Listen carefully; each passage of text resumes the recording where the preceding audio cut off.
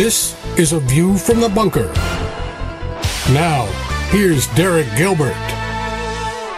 One of my favorite scenes in the Lord of the Rings movies is when Galadriel and Gandalf are attacked by the ghosts of the Witch Kings, and they are aided by Saruman and Elrond. Elrond, played by the wonderful Hugo Weaving, who utters the immortal line as he puts his sword through one of the spirits, "You should have stayed dead." What happens when the dead don't stay that way?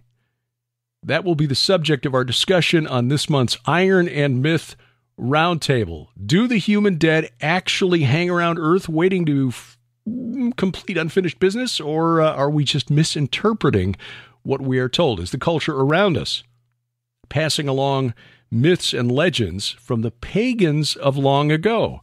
Joining us to kick this around, the director of the Institute of Biblical Anthropology and author of Interview with the Giant Ethno-Historical Notes on the Nephilim, Dr. Judd Burton, best-selling author and award-winning screenwriter Brian Godawa. His new book, by the way, Cruel Logic, a novel, how's he calling it? A theological thriller that is now available in paperback and Kindle. And Doug Van Dorn, pastor of the Reformed Baptist Church of Northern Colorado in Boulder and author of Giants, Sons of the Gods, among other things. That book now available in its special 10th anniversary revised and expanded edition. And we welcome them back for this month's Iron and Myth. Fellas, this is going to be an interesting one because this is a subject that I don't know that the Bible gives us a definite answer to. I think it does. At least I've got an opinion on this subject, but it certainly is a trope that goes back to pre-biblical times, the idea that the dead might come back and cause problems for the living. But is that a reality? And what do we make of the human dead? Do the spirits hang around waiting to complete unfinished business? We'll dive into that. Judd, you kind of coined or came up with the topic for this month, and since you are the professor of monsterology here, Revenant. What is a revenant? How would we recognize that subject in the culture around us? Well, a revenant's not a word that gets kicked around very much in popular parlance, unless you're sort of in the horror genre, but a revenant is one of those species of preternatural entities that usually comes in the form of a returning corpse, and there are many variations on that theme. Probably the one that most people are familiar with is the Eastern European vampire. Technically qualifies as a kind of revenant. Typically, the sort of features that you find not just in Eastern Europe, but revenants all over the world. You've got the Arabian ghoul could also qualify as one. The Norse have a variety called the Draugr, but typically they're both they have both a supernatural component and this sort of material component coming back and not to get too indelicate, but repurposing the corpse, as it were, in order to placate the living. And not infrequently, you find some sort of curse or witchcraft or some sort of supernaturally induced pestilence that's associated with the story of revenants. And actually, in my preternatural morphology program that I do, my Monsters 101, as you coined it, Derek, there's a section in there on revenants where we talk about these sorts of things. So in a rough sense, we could equate these to zombies, or zombie just sort of a subcategory? Well, zombie would technically qualify as a revenant too, not necessarily as a corpse, just depending. If it's the popular kind of zombie, the ghoul kind of zombie, then yes. But the Haitian voodoo zombie might be a variation on a theme. They are kind of mindless they do have that kind of mindless quality that most revenants do. They are referred to also as the undead. So we can certainly corral the zombie into that context. Brian, that was a subject that we discussed last month in our last couple of months in our discussion of horror as a fictional trope that actually might share some supernatural truth. And you mentioned that as a particular favorite of yours. How do we, what biblical support, if any, do we derive for the idea that the dead might return? Well, I don't know of any biblical support for it, but it makes great movies. This week I watched a movie that I'd seen before, but it's on Netflix again. It's a foreign film called Don't Kill Me. I recommend it, and it's about this girl who comes back. But it's a unique twist on. It's not just classic zombie stuff, but it's got a unique twist and angle to it. But yeah. So I would say that whatever discussion we have, I of course come from it as an expert storyteller, so that's how I see it, as well as ghosts and the purpose of the storytelling as storytelling. But in terms of biblically, I really do think we should at least clarify the biblical parameters are that the dead do not come back to life, and unless, except by the power of God. And that the whole point of Jesus's resurrection is precisely that, although there were others who throughout history who were risen from the dead, Elijah, Elijah the prophet had done so, and Jesus had raised some people from the dead. But that the concept is that no one ever escapes Sheol. That was the concept in the Old Testament, was that no human could escape Sheol, and I do think it's relevant for our purposes, or for our understanding as Christians, that as Hebrews says, the dividing line of Christ's definition of the Son of God was that he rose from the dead. And so I do think it's important that we understand that, whatever the discussion is, though obviously the notion of zombies is not quite the same. I get that, but I always sort of think that context, first, because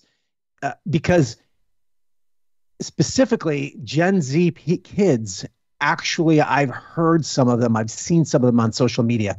They actually believe that it's zombies can be real. Like, they talk about zombie apocalypse because, in other words, they've watched so many movies and so much television, and they no longer have a concept of reality and fantasy anymore. Mm-hmm. They're easily, their imaginations are wrapped up with reality, and they can't distinguish the two. And so I think that's the danger of that. There are young people today that think it's possible, that think zombies are possible, The government's certainly not helping with FEMA putting out things like, Guide to Surviving the Zombie Apocalypse. Yeah. And I mean, I know there are drugs that, do weird things to your body. I don't know what that drug is. They call it the zombie drug, right? So, but I'm just talking in terms of what we know, basically how we, that's how I come at it first, but having said that, as we've mentioned before, the Bible uses zombies in many places. God uses zombies as a metaphor, eating the flesh as a metaphor, at least, certainly, you know what I mean, for spiritual evil and such, Doug, as a pastor, that's a subject that's got to come up, maybe not zombies specifically, but issues of life and death, certainly in the context of your pastoral duties. And certainly while we were in Israel this spring, a couple of those megalithic sites that we visited, Gilgal Rephaim in particular, according to Dr. Mike Freakman, devoted to making contact with the spirits in the netherworld, perhaps not human, but at least in the context of the cult of the ancestor, the ancestral dead, and the idea that the human dead, were never really gone in a spiritual sense. They were just in a different form. This is something that people I would imagine, in your congregation over the years, that they've had to wrestle with. How do you address it, and where do you go in the Bible for support? Yeah, it's a lot like a demon possession question. You get that all the time. Can Christians be possessed? I just had somebody ask me that question today. I get that one a lot, and this is the other side of it, the ghost question, really. So, I first started thinking about this with a blog series that Dr. Heiser put out many years ago called something like "Parsing the Dead" or something like that. And I think you can still probably go and read it on his blog. And he kind of takes the human dead and separates them off from the non-human dead. And the Old Testament has a couple of words that are human dead, and then it has several words that are non-human dead. Yeah. The human dead, there's the word metim, and then the other word is itim. So they're closely related to each other. You can hear it. The metim are just the dead, so just dead people. But the itim is more like a phantasm or a ghost. And so those guys show up with non-human dead, like this word yidioni or the ov, the spirits of the demons and stuff like that, spirits of knowledge. So the law, Levitical law, forbade both contacting the non-human dead and human dead, ghosts. So when you get you get to a story like Saul, who wants to talk to Samuel, and then he actually calls him up, and there's this big debate of, was it really Samuel or was it like a deceiving demon or whatever. I take the view that it was actually Samuel. That's why he was so shocked, like he's actually here, and then Samuel gives him this prophecy that he's going to die, and so then it comes true. It's hard for me to imagine the demon would be able to do that, even if God gave him permission. It just doesn't make a lot of sense. And everything in that story seems to be that it is Samuel, and so. But what is there? What is it? He's not described as a ghost. He's described as an Elohim. But so I would say that would be an example of something that you could say that on very rare occasion, I don't even know that Saul thought that this was possible, but it happened. So it's like he's shocked that Samuel actually showed up. So he does show up, and then so you can go to a passage like that, and probably the other one is really the resurrection itself. And there's a really interesting article out there that this woman named Deborah Thompson Prince wrote. It's called "The Ghost of Jesus." Luke 24 in the light of ancient narratives of post-mortem apparitions. And she basically says that, she takes four ideas of dead humans or afterlife humans, I guess you want to say. She has ghosts and she has heroes. So these are, the heroes of old, men of renown, whatever. And those certainly have human overlap. Then you have revenants that we've been started talking about. Then you have translated immortals like Enoch or Elijah. And she looks at the resurrection and she goes, what Luke is doing here is completely unique in the history of literature, because it has overlaps with all those things. So like with a revenant is dead, but then it returns from the grave, and that Jesus has both of those, but revenants don't disappear. But Jesus disappeared. They're not taken up into heaven like a translated immortal. And so she says that there's overlaps of the resurrection with all these stories, but the resurrection is unique in that it combines them all in a way that has never happened before. So, that's kind of more of a comparative sort of a thing that help people see that, he's playing off this idea. Jesus walking in the water, they think they see a ghost as well there. So that's another one. But again, he's not a ghost, but they have this in the background of their mind that there are ghosts, and boy, he's walking out on the water right now. And then, of course, Jesus has to prove to them that that's not what he is. But nevertheless, these ideas are in their head, and I think that the New Testament is certainly playing off that. So the idea of the Ov is really interesting. I wrote quite a bit about that in the book, The Second Coming of Saturn, because there was a Hittitologist named Harry Hoffner who more than 50 years ago wrote a study on that word Ov, and determined that, first of all, it means, contrary to the way it's translated in the Bible, our English Bibles usually translate that word as medium. and he translates it as owner of a ritual pit, the necromantic ritual pit that she used to summon the spirit of Samuel. And as you can see, when Samuel arrives in 1 Samuel 28, he says to Saul, "Why have you disturbed me by bringing me up?" And archaeologists have traced this practice back to at least 3500 BC among the Hurrian people. So, and that the origin of the word, according to Hoffner, was not not derived from the Sumerian Abzu, which is what most historians would think, assuming that the Sumerians were the first civilization of writing and that everything derived from southeast Iraq. But actually, it was the other way around. That the Sumerian word Abzu, from which we get abyss, came from the Hurrians, and the Hebrew word Ov also comes from the Hurrian word Abi, which is etymologically linked to the Hebrew word Avi, meaning the fathers, as in the those who've gone before. But this idea that existence didn't end with the grave seems to be very old. I mean, in the Sumerian myth of Inanna's descent, or no, I take it back. In the Gilgamesh epic, she basically goes to the sky god Anu and says, "I want you to release the bull of heaven to punish Gilgamesh because he turned me down. And if you don't, I'll throw open the gates of the underworld and let the dead come out so that they will overwhelm and, they will consume the living." So that almost seems to be like the first account of zombies going back, 5,000 years to ancient Sumer? Judd, Derek, I haven't articulated this in a paper yet, but I did take some notes a while back on this about some of the words used for revenant and vampire. And a lot of them contain, especially coming from the Transcaucasus into Turkey, Eastern Europe, a lot of those words like upir and upiri have that initial vowel, but instead of a V or a P sound or a B sound, they have a P sound, which are all related consonants. Right. You can kind of see the trajectory of that idea, that cognate in those words, as they go from the northern reaches of the Proto-Semitic world and the southern reaches of the Indo-European heartland.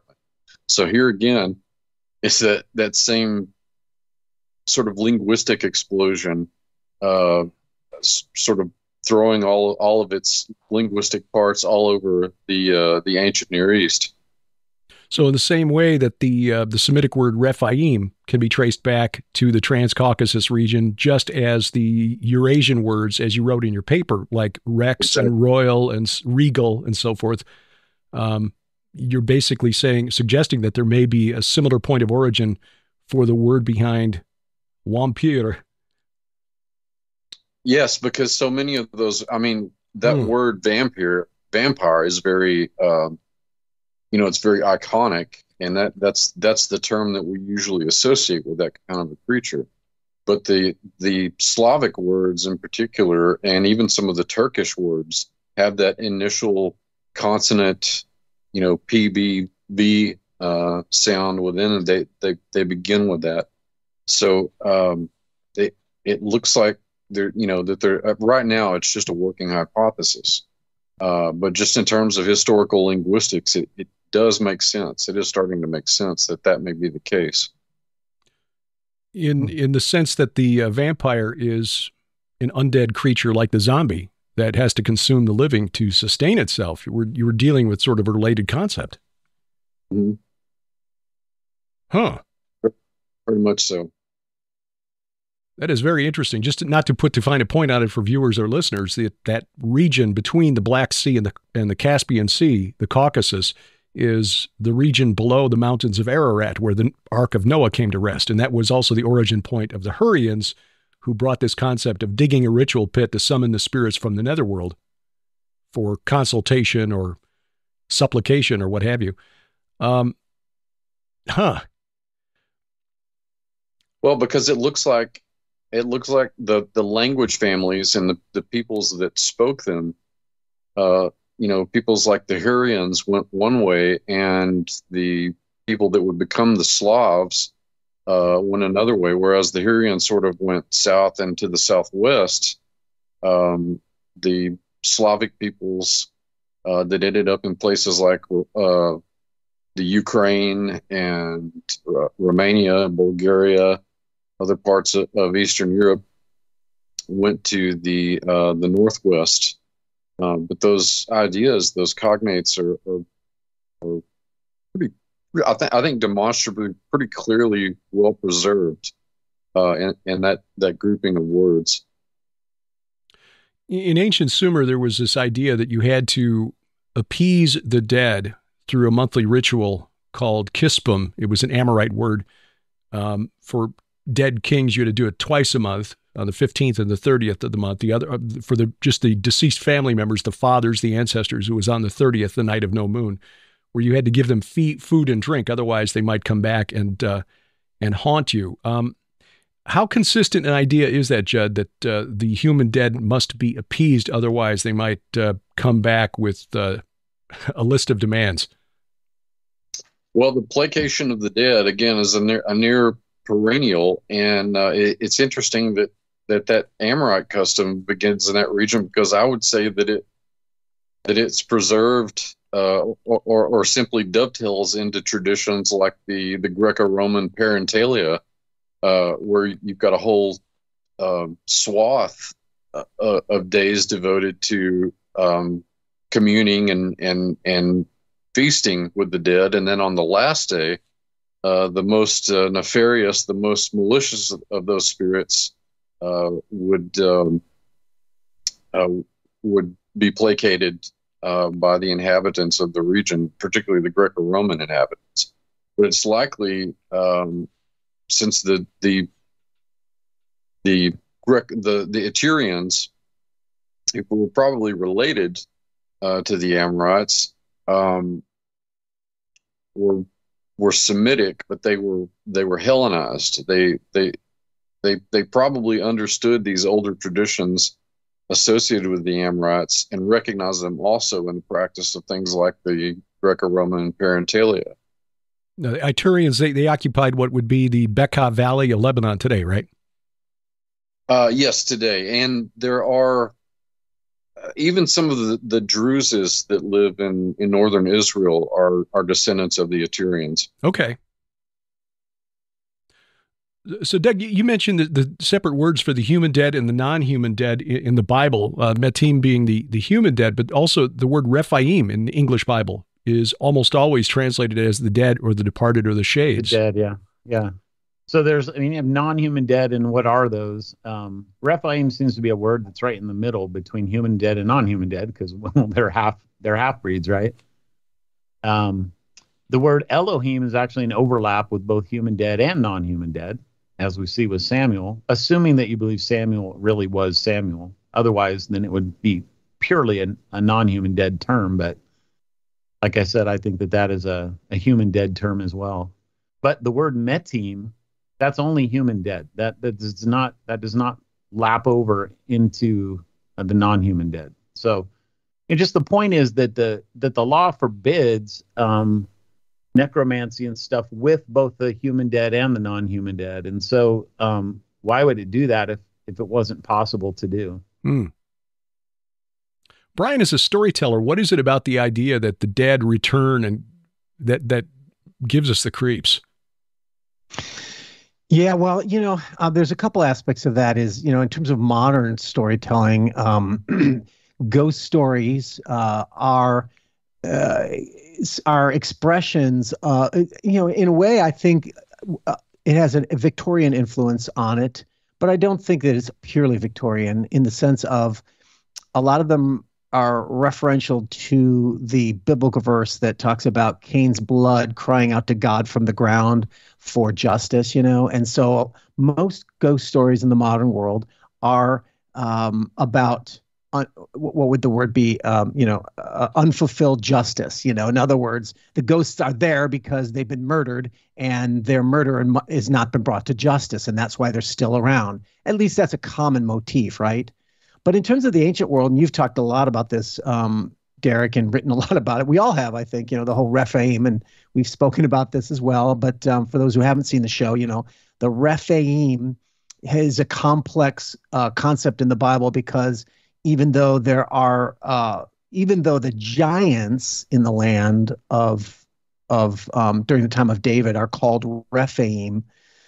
The Rephaim comes from the notion, the more of a Canaanite notion of this deified kings who are down in the netherworld, in the underworld, in the land of the dead, right? And these deified kings are called Rephaim by Canaanites, and their belief was that the underlord kings, the kings of the underworld, the dead kings have become deified, but now they rule from below. And so, therefore, when a new king would come come into power, they would do the ritual, the pit that you mentioned, to get the approval of the dead Rephaim kings. That was sort of their concept.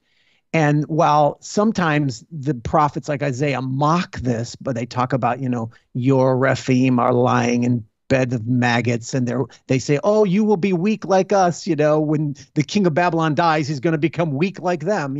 They're not actually deified kings. They're dead in the underworld. And there's that sense to it. But then there's, like I mentioned, there's also the connect. I think, and you guys can correct me if I'm wrong on this, but the way I understand it is I think that the Hebrew, reference to them as Rephaim, the giants clans as Rephaim. Of course, we know that when they first got into the land, it was the Anakim, the sons of Anak, and they came from the Nephilim. But then, as time goes on, you see other references to other either giant clans or words that are referring to giants in different nations, like Moabites. They might call them Emim, but they're Anakim, right?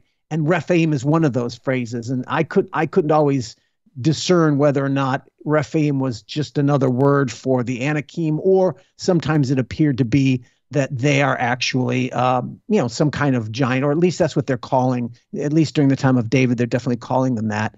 And I think that's this concept in their mind of, whatever these Canaanites are worshiping as deified kings, that's what we're calling these giants, and that's what we're killing and slaughtering in the name of God. It's like they're connecting the theology together with the physical monster, That's kind of how I've seen it, and you could, like I say, you could maybe correct me or clarify that more.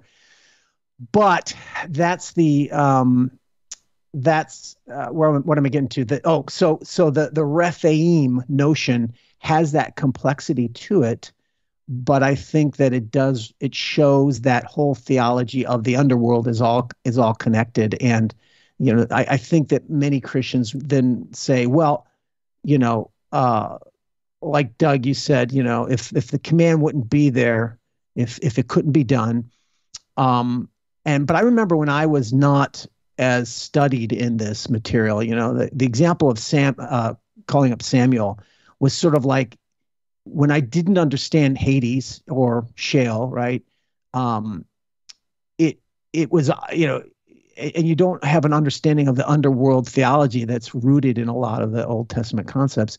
Your basic evangelical reaction is, well, that's a demon disguised as Samuel, because Samuel's not in hell. He wouldn't come up from hell. It's like, well, no, Sheol is not hell, and you don't understand that. And Sheol was a place where both the righteous and the unrighteous went, and that's just really, to most uneducated in evangelical minds, including my own at one time, those two didn't go together, because the righteous wouldn't go to the same place as the unrighteous. Well, yeah, in the Old Testament clearly was described that way.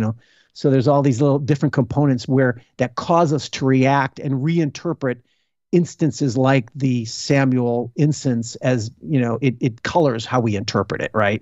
But then as we did study, as I studied the material like you guys did, I too came to the conclusion. I was like, no, the context clearly seems to be that it really is Samuel, but this notion of talking to the dead, it does make more sense that it is possible. It's not, in other words, it's not just demons, they're all demons, but here's the next question is the fact that through a cultic phenomenon that it is, if we believe it is possible to talk to the dead, then does that mean that that ghosts are a reality? It's not a question I've personally saw for myself. And I do think that with the New Testament, the New Covenant and the arrival of the New Covenant, I believe there are some things that happen with Hades and such that make things different now, but I haven't worked it all out myself. Yeah, I've kind of teased around the idea that after the New Testament, after the New Covenant is cut, and Jesus goes down to Hades and brings the train of captives up to heaven, that if there are ghosts, that the ghosts would not be saints. They would be the people that remain down there. I don't know that I could prove that, but it just seems to me to make sense, because if to be absent with the body is present with the Lord, then it would have to be a pretty exceptional thing for a saint to somehow manifest down here. Mm-hmm. Yeah. But for the other folks, things haven't really changed. So yeah. And that, by the way, that's why when Paul says to die is to be with the Lord, it's like in the before the New Covenant, no, they went to Sheol. They were awaiting the time of judgment or the time of resurrection or whatever.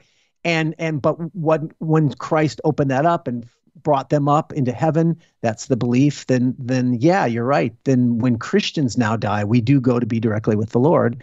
But the unbelievers do not. So yeah, that's exactly what I was hinting at. I tend to see it that way, though I haven't, I don't have any concrete convictions about it. It's just, that's what seems to make sense. So today, I preached on 2 chapters of Luke. It was a lot of material, but the ending of it was the Lazarus and rich man story. And so I'm going to take a deep dive in a couple weeks. Hopefully I'll learn a little bit more, but I kind of thought about, this thing, because at the end, the rich man says to Abraham, send Lazarus back so that he can tell my brothers not to come to this place. But you're kind of left open, like, well, how is he going to come back? Would he come back as a ghost? Would he come back as a revenant? Would he, it doesn't answer the question, except for that it foreshadows the resurrection of probably Lazarus and certainly Jesus, because he's like, they wouldn't even believe it if a guy came back from the dead. So I think that my opinion is that it's not just a pure parable, but Jesus is using real people that is going to shake the world in a couple of weeks when he actually raises Lazarus from the dead. And then, you have these overlaps with Annas and Caiaphas and stuff like that would be politically subversive. I'm not saying it's a real story that happened, but it's really interesting to just think about how there's so much specificity of people in that story. Yeah. And then how it ends with the resurrection.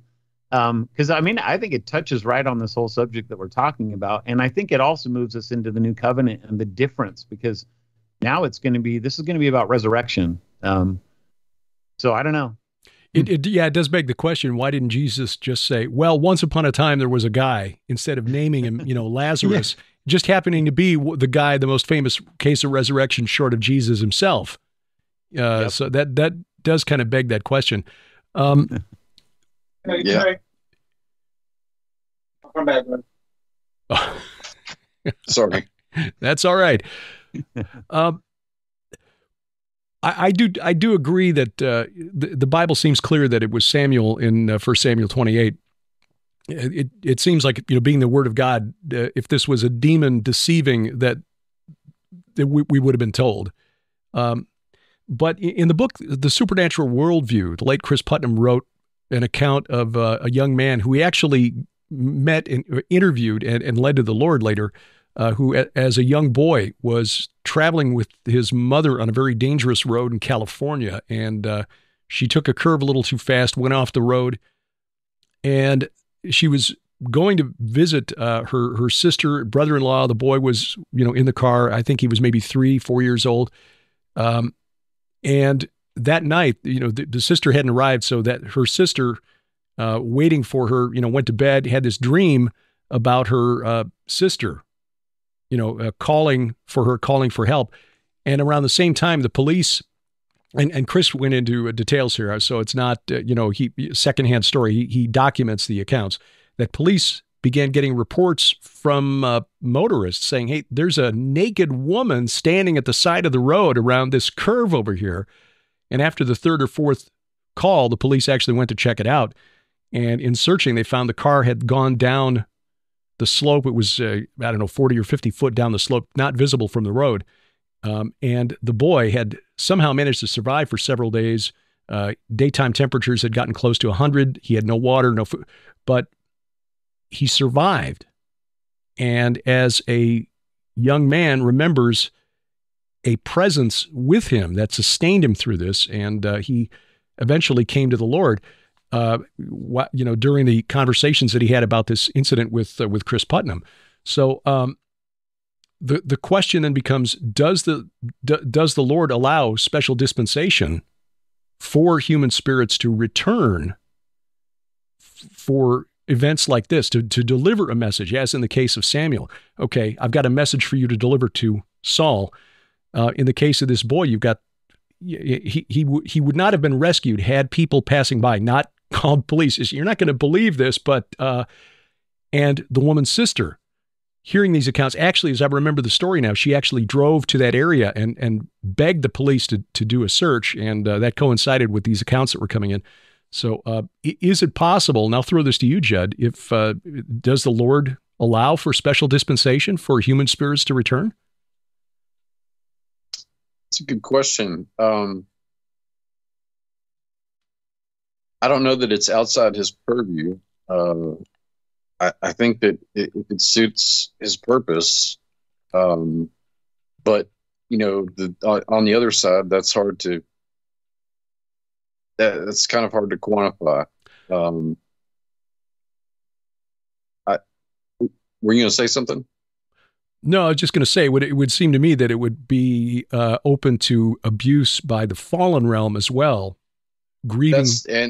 That's kind of what I wanted to circle back to, is that in a lot of cases of revenants, what we likely are seeing in most of those cases is just the theatricality of the demonic world to begin with.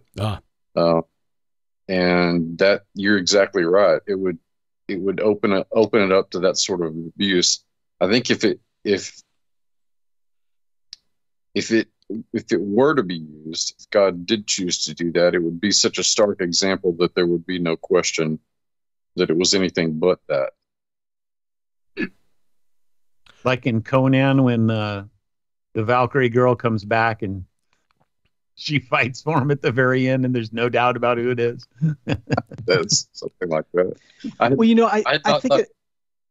I think another Christian assumption that, again, this comes from my background, so I know that there are Christians out there and the way they think, and that is there is this sort of common assumption that those who don't know about Hades, they think Hades is hell. That a common Christian thing is when you die, you either go to heaven or hell. That's it. So it's like to even suggest that this dead person can come back. They're either in heaven or hell. You can't say that they come back, and that places you perilously close to the Roman Catholic doctrine of purgatory. That there's, and the truth is that, I mean, if you're gonna understand Hades, then you do have to wrestle with, then is there a purgatory? That's a different issue, though. I don't think it's the same thing, and I don't think it's connected necessarily. But so once you understand that, well, no, Hades is not hell, and so therefore, it's certainly more possible than the typical evangelical Christian might think. At least it's possible. That's the way I see it.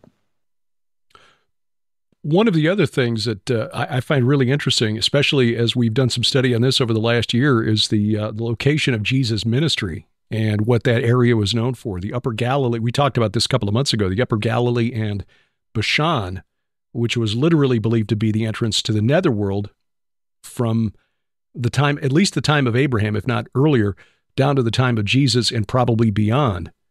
It's pretty clear from Second Temple Jewish literature that there was something supernaturally powerful about that region.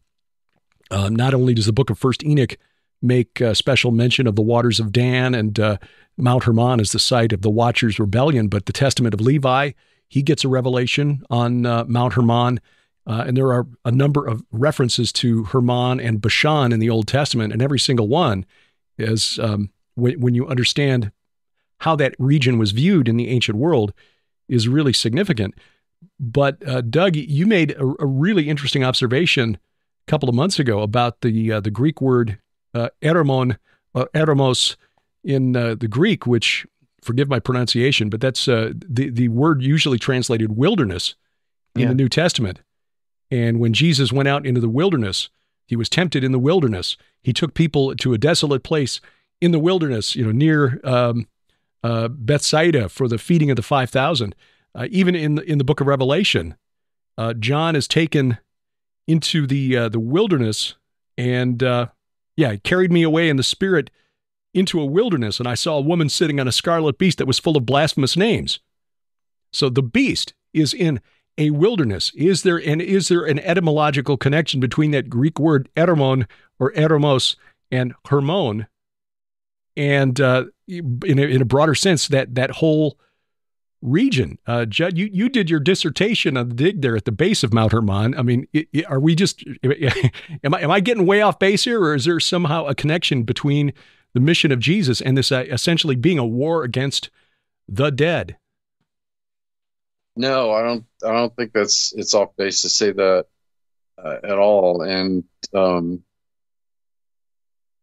and I have talked a number of times about that very word, eremos, eremon.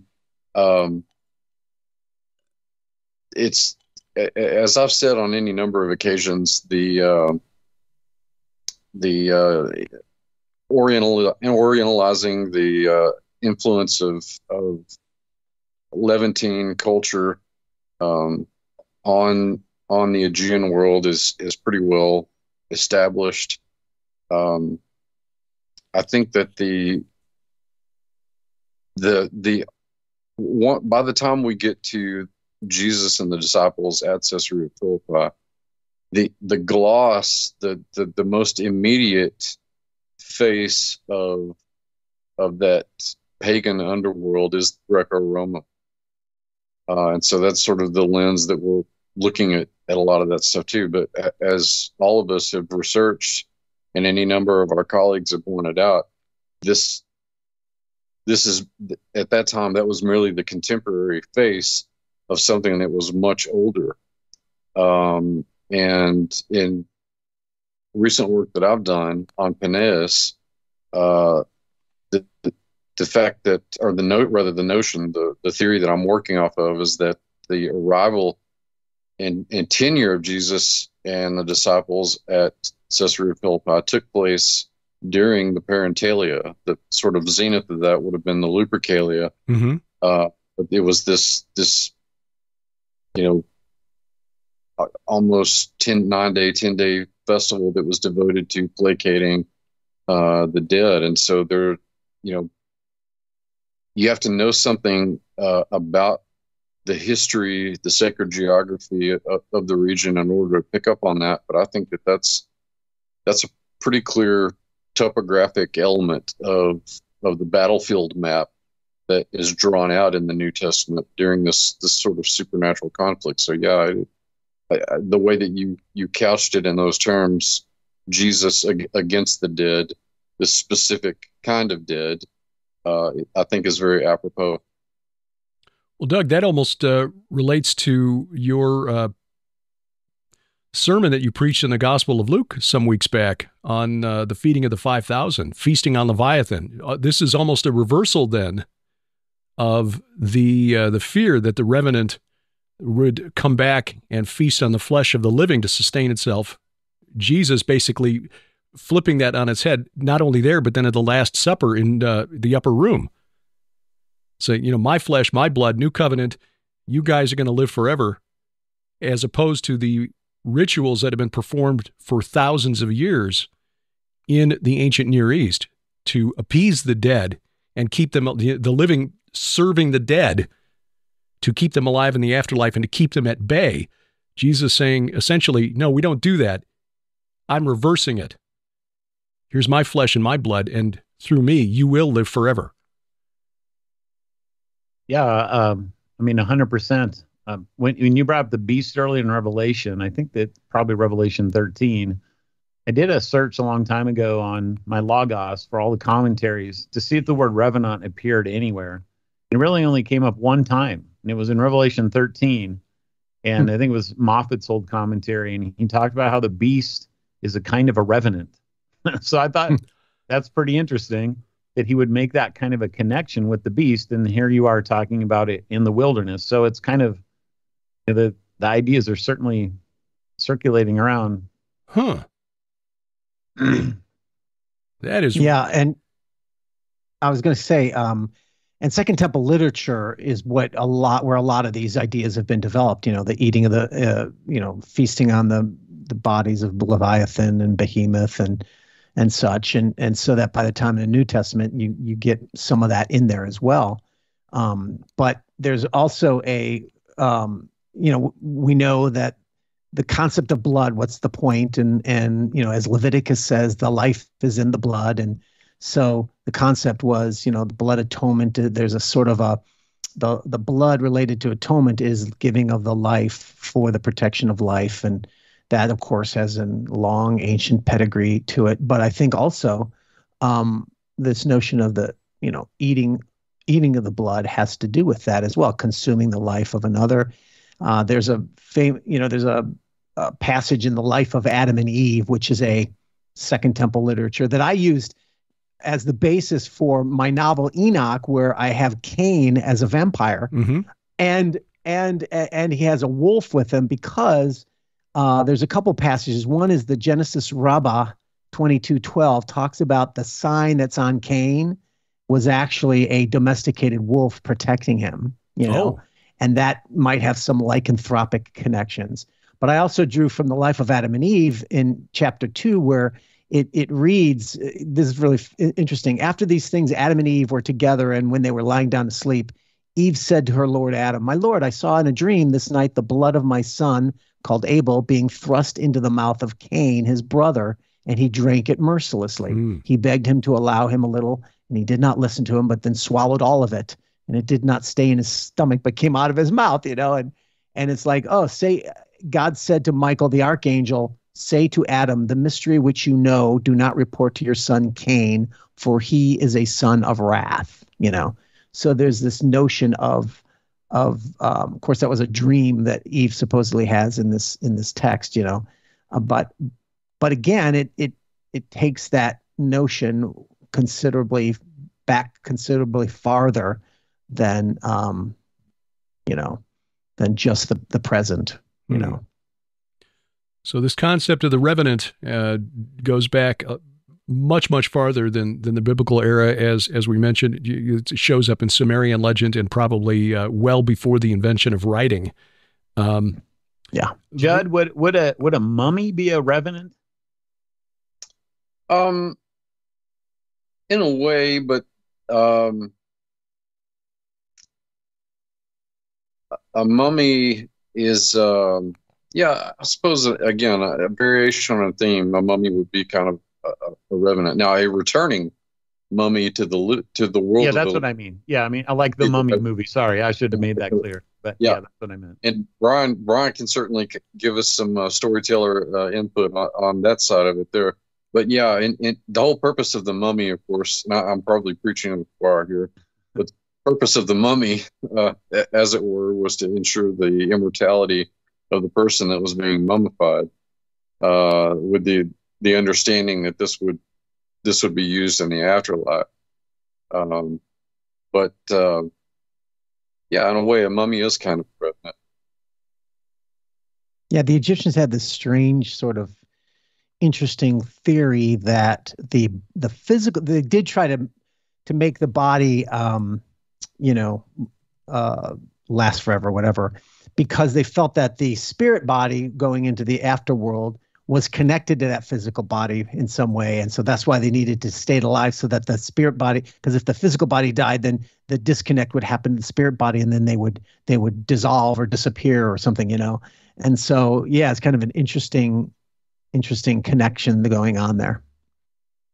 I have a question for you guys. I think a lot of people would be interested in this. I mean, I've talked to lots of folks about, it just kind of comes up, about hauntings in houses and in buildings and stuff like that. And I think a lot of people kind of get confused about the difference between a ghost haunting and a demon haunting. And so what would be the difference? So my opinion is that ghost hauntings are more like just have friends who talk about it as almost like echoes of time or something like that. I don't know how else to describe it, time displacement or something strange like that, where there's not really anything sinister. It's just you hear steps or you see a body and it goes into the floorboard or something like that. Whereas a demon seems to be like actually present in the place doing mischief. So what do you have thoughts about that? Well, I think that's a delineation that some ghost hunters would probably make. That some, not all, I would probably say the minority of them would probably make that distinction. But there's something in the literature that they produce called residual haunting, which is like it's something that they report on battlefields. Mm-hmm. Almost as if it's like a movie screen that's replaying, events that have transpired in time. And whereas the Christian demonologist would divide pretty sharply what ghost hunters might identify as a poltergeist in a house, something that's actively, often menacingly present at a certain location because of some sort of horrific event or trauma that's happened in that location. Or ritual. I mean, those could be different, right? I mean, somebody burns in a house or something versus there's some sort of an occult cannibalistic thing in the basement or something. Those could be different, but. My thought was that is that there really is no difference between a haunting and types of hauntings. There may be some that are less menacing than others, but unless the spirit has a special dispensation to come back, I don't think human spirits have the freedom to do that unless God is granting permission. Now, I could be wrong because I don't profess to be an expert on that. One thing that I do find really bizarre is the idea of spiritual attachments to objects. And I've interviewed a number of deliverance ministers who I respect, including the late Russ Dizdar, who contended that, this is a real thing. There was a fellow from the UK I interviewed years ago, Michael Cummins, who said that, because deliverance minister isn't a field you go into if you want to be wealthy. He bought his clothes at resale shops, but he would always pray over them when he got them home because there might be some sort of spiritual attachment to those things. And years ago, I had just interviewed Russ Dizdar about the subject and how he would have to be very careful about accepting gifts from people because sometimes they were coming from people who wished him harm and had done some sort of ritual or whatever over the item that they were giving him. And then we got a padded envelope in the mail, like a day or so after I talked to Russ and talked about this subject, which was very new to me at the time. And, so it was top of mind, very fresh. And inside this padded envelope that came from California, address I didn't recognize, none of my relatives or anything, was this little device. And so I'm wondering, okay, what do I make of this? Do I pray over this? What is this? Why did this come in the mail? And then our daughter calls me, said, "Happy Father's Day, Dad. Did you get my Cthulhu Keychain?" I mean, the thing was knitted by somebody. Keychain. Yeah, it's a little knit item and, sort of a Lovecraftian thing. And Nicole thought it was hilarious. And so she sent it, but not knowing it was coming, I was, a little like, what do I do with this? But there are those who believe, and again, people who are more experienced in spiritual warfare, really on the front lines than me when it comes to dealing with spirits, who believe that this is a real thing. And but is there any biblical basis for that? Well, that's the thing. I don't see anything in Scripture, but on the other hand, you've got the biblical prohibitions against dealing with sorcerers or wizards. Occultic, yeah. And getting involved in there's that one thing in Acts where the only reason I remember this is because we have a mountain in Colorado where they did the same thing. It's called Mount of the Holy Cross. And back in the late 1800s, the first guy that took a picture of it takes this picture of this, and it looks just like a cross, and it's got this snowfield that looks like the Virgin Mary kneeling before it. And so it became this whole superstitious thing where they would take these people would take objects up to the top of the mountain in order to be healed for far away. And there's something that's similar to that in Acts. And that would be the kind of the Christian version of what you're talking here, would be like an inversion of that, where they're actually haunting the object or whatever. But so, I mean, that's the only thing I can think of biblically that would have an attachment of objects to some sort of spiritual thing. Okay, well then let's put it in reverse. Is there any biblical, basis for claiming that that's not the case? I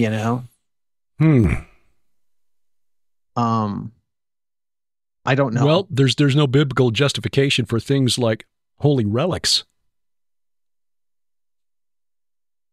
So, yeah, that's a really good point. Maybe we need to do a program on sorcery and witchcraft. Now, not a subject I'm expert on, and maybe that's one that we would have to do some study on before we'd feel competent to tackle it. But that kind of delves into another area. But spiritually speaking, the spirits of the dead, can they come back and haunt us? I don't think so. Not without special dispensation from God. And if they are coming back and tormenting us, I think they're coming from the other side. I think they are the spirits of the giants destroyed in the flood, who, according to Enoch, and certainly it was the belief of the early church, were condemned to wander the earth until the final judgment.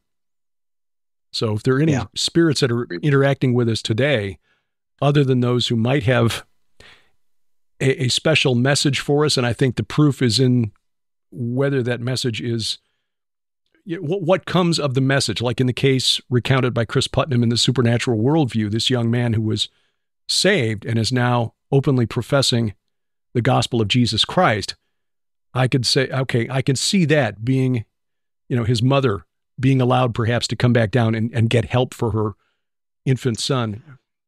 Yeah, but to be fair, someone might say, no, it was just an angel, and however the angel chooses to reveal themselves is their choice. Naked angel, I don't know, but whatever, That could be too. I'm not saying this is what I would think, but I'm just trying to see it from another viewpoint, and right. Yeah. So, but again, though, it's like, well, you're saying a special dispensation, okay, but where does it say that it doesn't happen in the scriptures? Where does it say, if we believe that there's Sheol or Hades, right? And it's not directly to hell, so it's not like they're in hell being punished yet. And we have examples such as Samuel, and then we have, if we assume Doug's approach, which is the command means that it's possible, then why would there need to be a dispensation? I'm not sure. I don't know. Yeah, there are a number of verses, and I don't have them in hand here. I'm searching real quickly because I know Sharon and I wrote about this in I'm not Veneration. Speaking from.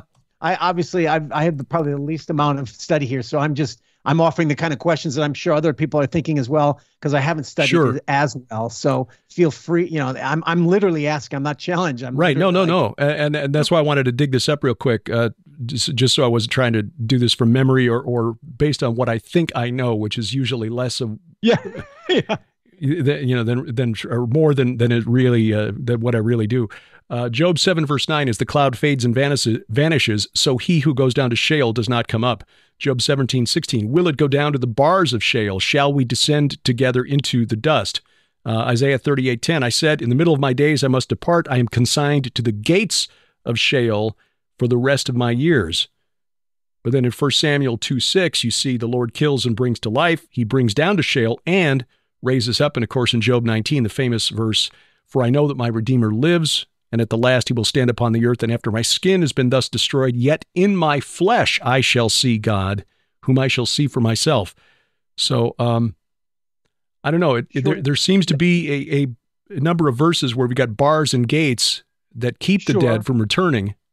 Sure. Now that's okay. That's a good one, because that's what I actually was thinking of when I was referring to resurrection. Mm-hmm. But is that different than the spirit? Can't we say that? Yeah, I mean, no one's, except for God himself, raising someone from the dead. Nobody's going to come back, but that's the body. Does that mean, but at the same time, he's saying, don't talk to the dead as if you can. So isn't that a different sort of coming back? I don't know. But is the command against talking to the dead because you've got two different kinds of dead, and the kind that answer are the inhuman dead? I don't know how to put this into words because draw a picture. Just thought you don't want to see me draw a picture. And my second born kid, you would want to see her draw, but you don't want to see me draw anything. I mean, I'm just sitting here thinking about a classic ghost story where a guy will walk into the room at 12 o'clock at night, probably more like 3. No, it wouldn't be 3 o'clock. That'd be demonic. 12 o'clock at night. And he walks through the hallway, goes down the hallway, opens the door, goes to the base floor. And then he comes in the next night, does the exact same. There's no interaction going on. Yeah. It's not talking to anybody. It's not doing anything. It's like it's just there. And so it's this weird kind of between thing of it's here, but it's not here. It's really a ghost, but it's not a ghost. I mean, I don't even know how to put that into words. And that's why I kind of feel like I agree with you, Derek, but I kind of feel like I don't, because it's there. I don't want to discount it and say that you're just making things up or that it's demonic, because that's not the way the demonic realm seems to work to me. But I don't know what to call that. I don't even know how to think about it. Well, I'm not sure I agree with myself either on this one. So now I'll give you one more story that's really strange. So I heard this on one of my favorite podcasters, a guy named is Mr. Ballin. I've probably brought him up on this before. He tells all these horror stories and stories of the dark and mysterious and stuff like that. You guys would love him. And he tells this story, and it's interesting that it takes place in India. And nowhere else, because India, of course, is the land of 300 million gods or whatever.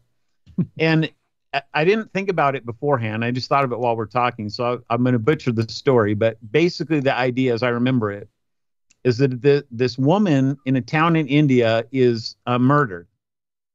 And then there's this other woman who's 100 miles away. They've never met. They have no contact with each other whatsoever. And this woman all of a sudden dies. And she dies publicly in the street. Something crazy happens to her. And then she wakes up a few hours later. Like, she's been dead. She wakes up, and now she has this completely different personality and a completely different name.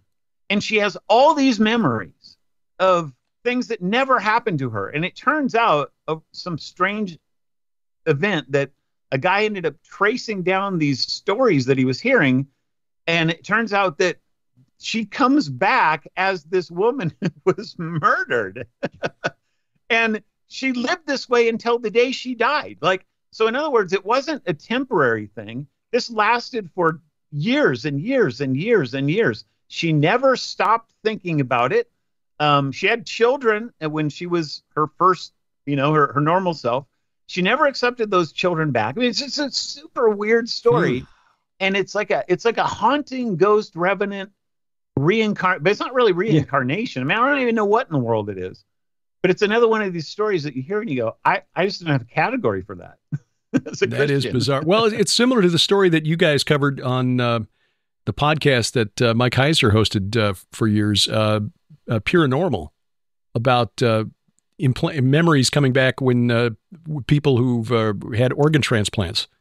Yeah. Suddenly, having memories of things that happened to the person who donated the organ. Except the difference is obviously this woman had no contact with this person ever. Yeah. Right. Yeah. Well. Yeah. And is it just a story, or is there... I know it could just be a story. I don't know. Great plot device. Great story. Yeah, actually, yeah. I'm thinking, ooh, kind of interesting. Yeah. That's what Rudyard Kipling thought. That's why India was such a source of inspiration for him. Mm-hmm. Well, fascinating stuff. I don't think we've gotten to the bottom of this, but there are some things that we will not know until we're on the other side of that veil, I suspect. And the actual workings, the inner workings in their innermost detail of the interactions between the spirit realm and the natural world are among those. But fellows, Brian Godawa, Pastor Doug Van Dorn, Dr. Judd Burton, another fascinating discussion. Look forward to doing this again next month. Check the show notes below this program, whether you're watching or listening, for links to the websites of our esteemed panel. And coming up, we'll tell you how to guarantee we never get canceled. We now have HVAC in the barn, a Build Barn Better update. And, do we have a bless their pointy little heads for you this week as Speaker McCarthy finally says the I word. That is ahead as A View from the Bunker continues.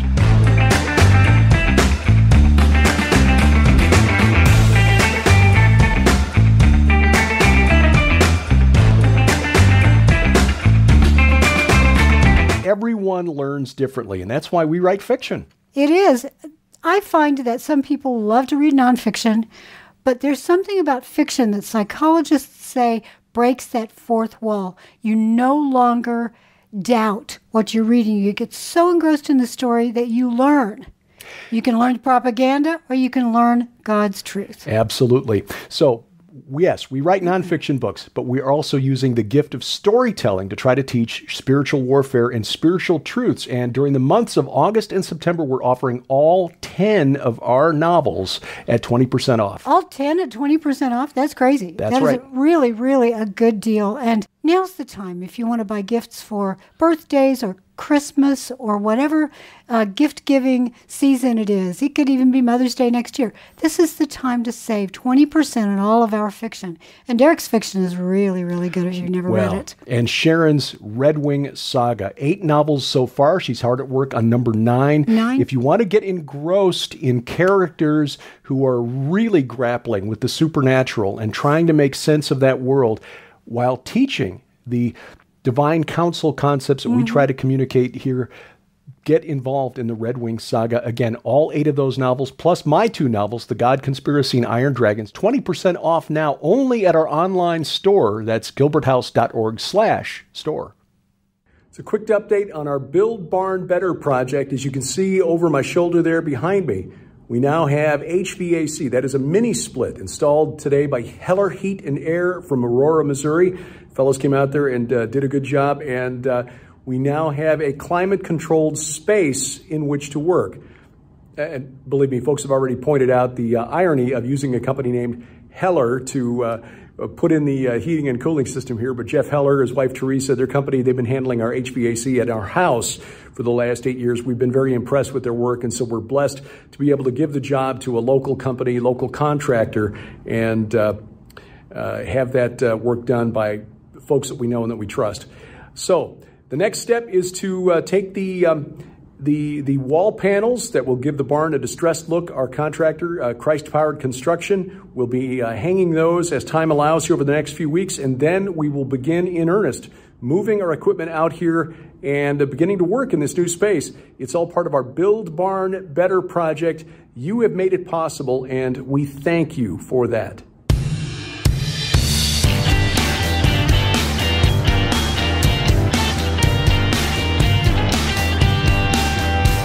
Driving the internet to think every Sunday night from the beautiful Missouri Ozarks. This is A View from the Bunker. I'm Derek Gilbert. You'll find us online, VFTB.net. Social media sites, including YouTube. We'll talk more about that in just a second. GilbertHouse.org, DerekPGilbert.com. Social media, Twitter, @ViewFromBunker or @DerekGilbert. The Threads address also @Derek just kind of sitting on that one so no one else gets it. Truth Social, Gab Me, We Get Her, @DerekPGilbert, and on YouTube. @GilbertHouse, @GilbertHouse. Subscribe, share that with your friends, and then please guarantee that we never get canceled by downloading our free app. This gets all of our content right from us to you. We will not be canceled from our app.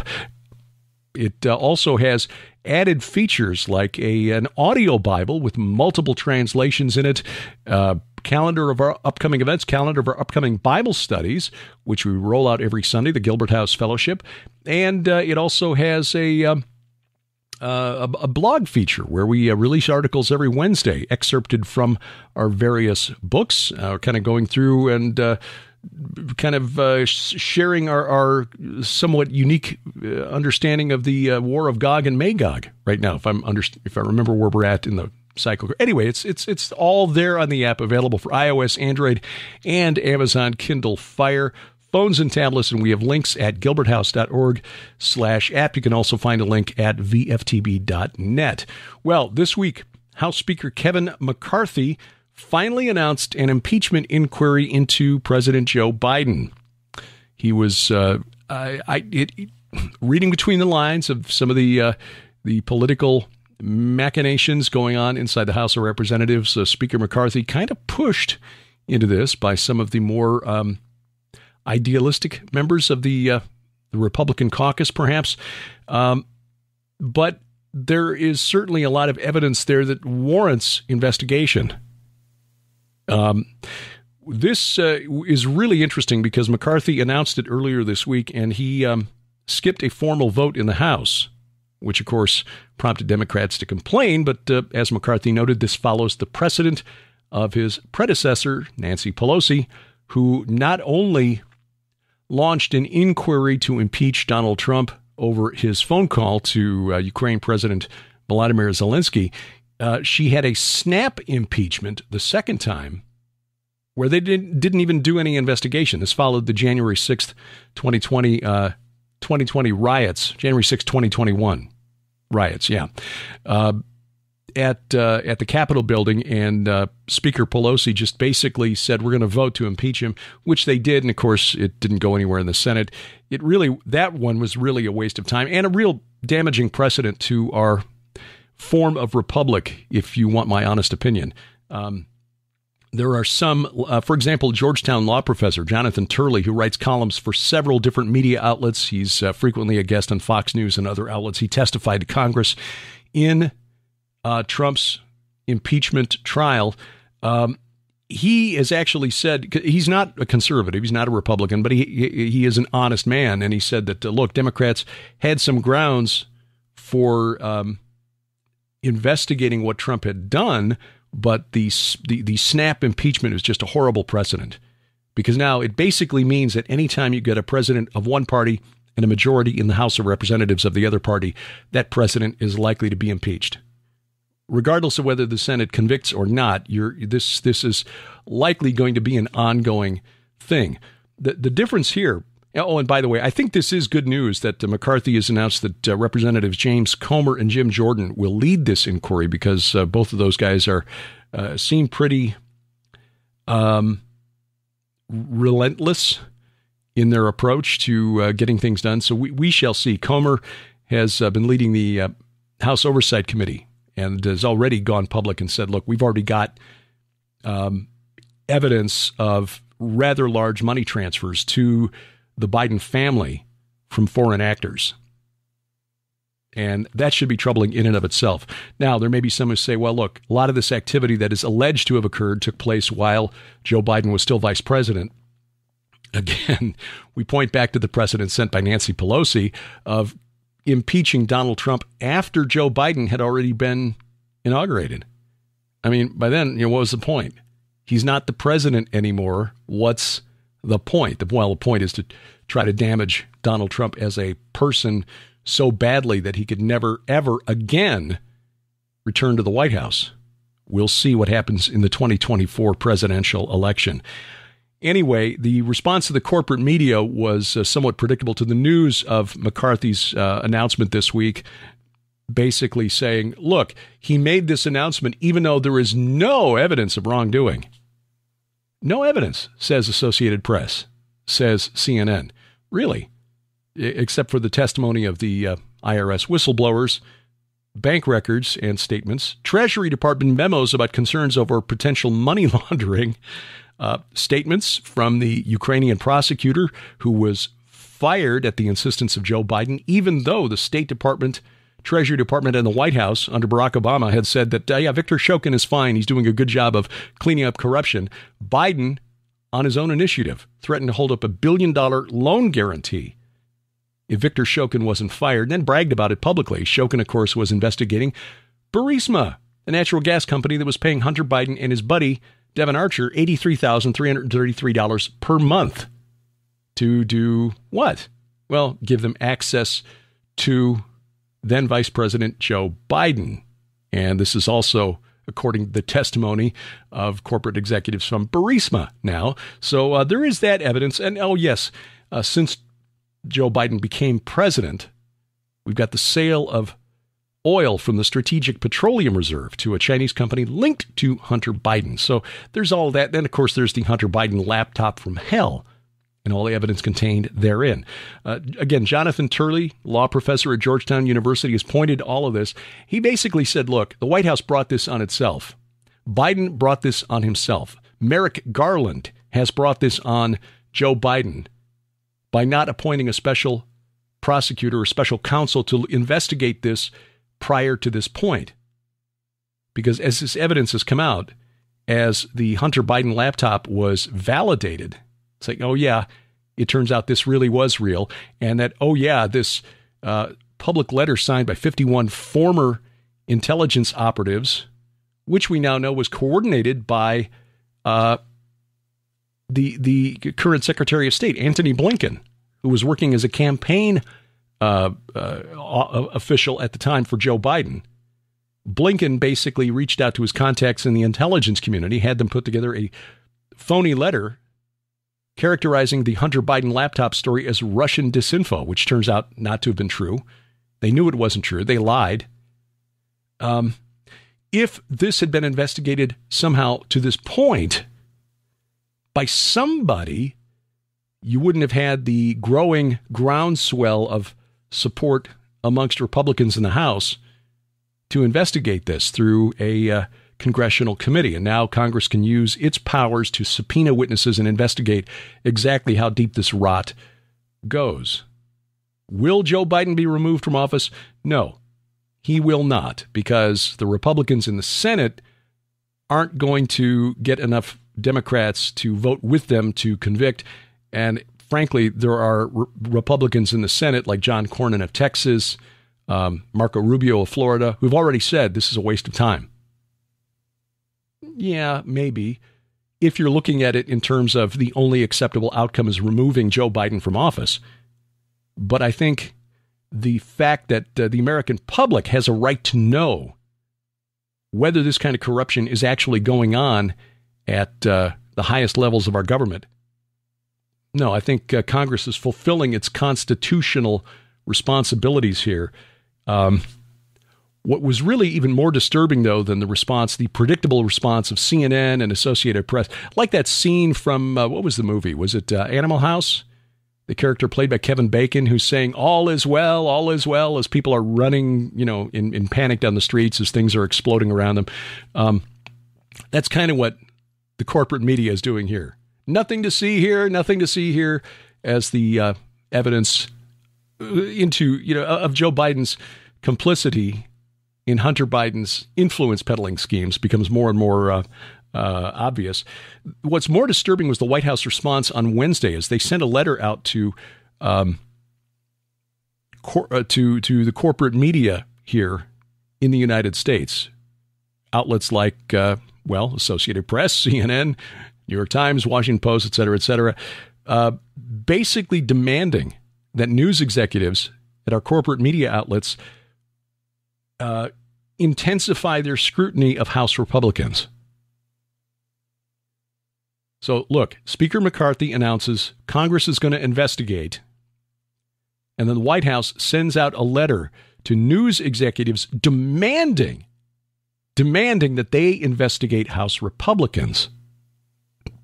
Now, Jonathan Turley, in his column about this, wrote a few things that I think are worth bringing to your attention. Quoting, "First, as I have previously noted, the White House is now actively involved in pushing narratives and denying factual allegations linked to the Biden corruption scandal," end quote. Now, this is potentially an abuse of the use of federal employees, basically taking people who are part of the Washington, D.C. bureaucracy and tasking them with, instead of what they're supposed to be doing, defending Joe Biden to keep him out of legal trouble. Quoting again, "Second, the letter was drafted by Ian Sams, a spokesperson for the White House counsel's office. So White House lawyers, not Joe Biden's personal attorneys, mind you, White House lawyers, supposed to be about the business of the country, not defending Joe Biden, the person.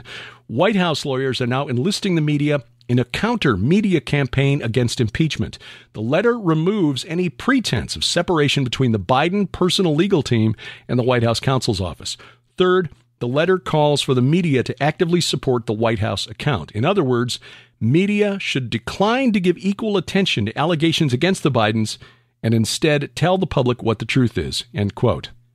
In other words, they're demanding that news outlets not say, Republicans allege that, blah, blah, blah. The White House says, blah, blah, blah, or President Biden's attorneys say, blah, blah, blah. They're demanding that the Republican allegations be deleted from any news coverage of this investigation or any future impeachment proceedings that may come from the investigation. The White House demanding that the media essentially act as its ministry of truth. But of course, as Turley notes in his column, that's exactly what the media here in the United States has been doing for Joe Biden ever since he took office. Also this week, we learned that Hunter Biden is suing a former Trump White House aide for publishing the contents of the laptop from hell, which contains all sorts of evidence about the Bidens' activities. Not coincidental that this was announced right after Kevin McCarthy announced the impeachment inquiry. So, again, Biden will not be convicted by the Senate. The Republicans don't have the votes. Not all Republicans are on board with this anyway. But to the corporate media, which is pretending and has pretended since October of 2020 that none of this evidence exists, we say, bless your pointy little heads. Got a couple of things to tell you about in terms of upcoming events. I will be in North Dakota just over a month from now at the Pitchfork and Hoe Gathering. I got a list of the events in the mail today, and of course I left it in my other office. So, but I will be speaking on Friday, October 27th, and Saturday, October 28th, Friday and Saturday evening, talking about giants in the Bible. On Friday night, Saturday night, talking about demons, dragons, and devils as we approach the Halloween season. This will be at the Eagles Club in Valley City, North Dakota. That's between Jamestown and Fargo, on just off the interstate there. If you want to find more information about it, you can find it at our website, VFTB.net, gilberthouse.org. Actually, that's the place to go for all of our upcoming events. It's also on the calendar on our app, the Gilbert House app. You can also look for the Pitchfork and Hoe Facebook page, the Pitchfork and Hoe Gathering Facebook page. We'll have all of the information, and we hope we see you there. There will be a fall virtual conference coming from Skywatch TV. I'm told that now that will launch in November, so we'll get details to you on that in the weeks ahead. And next spring, Timothy Alberino, our special guest, as we return to the Holy Land. We will be in Israel March 31st through April 9th of 2024 with an optional 3-day extension to Jordan. Hope you'll join us there. This will be a fantastic tour like no other that goes through Israel, as thanks to our good friend Aaron Lipkin and Lipkin Tours, we go places most tours do not. Megalithic sites, archaeological sites, and of course, all of the places you want to see, like Jerusalem, the Sea of Galilee, the Jordan River, Masada, and over on the east side of the Jordan River, Mount Nebo, where Moses got his only look at the Holy Land, the Red Desert of Wadi Rum, Petra, which is more significant both historically, spiritually, and in the future, prophetically, than we've been taught. More information online and a place to reserve your spot on our 2024 Gilbert House Ministries Tour of Israel at gilbertsinisrael.com, gilbertsinisrael.com. Thank you for taking time out of your schedule to watch or listen to this program, wherever that may be. YouTube, Apple Podcasts, Google Podcasts, Amazon Music, iHeartRadio, Spotify, Spreaker. Well, I was going to say Stitcher, but I believe that is now part of Spotify, if I'm not mistaken. So anyway, wherever fine podcasts are sold, that's where you'll find us. Our announcer is the inimitable D.C. Good, and A View from the Bunker is a production of Gilbert House Ministries, released under Creative Commons Attribution, Non-Commercial, No Derivatives 4.0 International License. We wrestle not against flesh and blood. I'm Derek Gilbert, and this is A View from the Bunker.